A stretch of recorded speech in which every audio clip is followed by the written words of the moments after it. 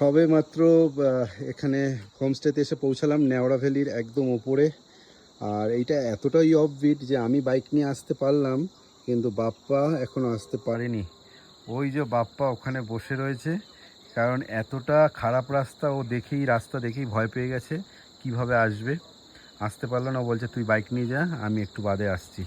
ও উঠতে উঠতে হাঁপিয়ে গেছে বলে ওখানে রেস্ট নিচ্ছে বসে বসে, এতটাই খারাপ রাস্তা। বাপ্পা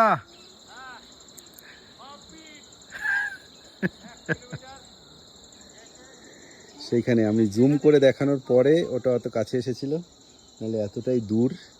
এটা হচ্ছে এখন আমরা ব্যালকনিতে রয়েছি।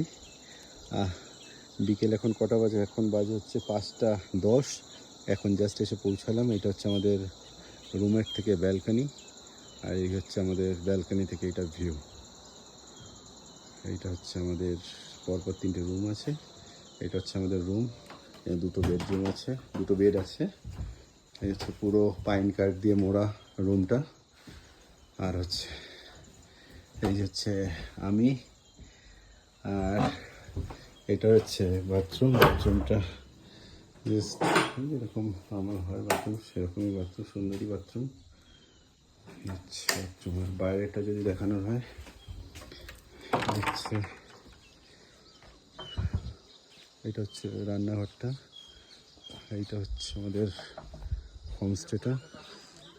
এইটা হচ্ছে একটা চায় আড্ডার মতন, এখানটায় সন্ধ্যাবেলার জন্য আড্ডা ফাড্ডা করা যাবে। এই হচ্ছে আমাদের বাহন, আমাদের এত দূর টেনে টেনে নিয়ে এসেছে। এখানটা একটা ছোট সেলফি পয়েন্ট আছে। আর হচ্ছে এখান থেকে আসলাম। রাস্তাটা মাটির রাস্তা, আর বর্ষাকালে যেহেতু বৃষ্টি হয়েছে প্রচণ্ড পিচ্ছল, আর পাথরের রাস্তা, নিচটা না পুরো পাথর। দুর্ধর্ষ লাগছে। ভাগ্যক্রমে কিছু কিছু ভালো জায়গা আমরা পেয়ে গেছি। কালকের জায়গাটা যেমন খুব ভালো পেয়ে গেছি, আজকেরটাও জায়গাটা খুব ভালো পেয়ে গেছি, বেশ ভালো লাগছে।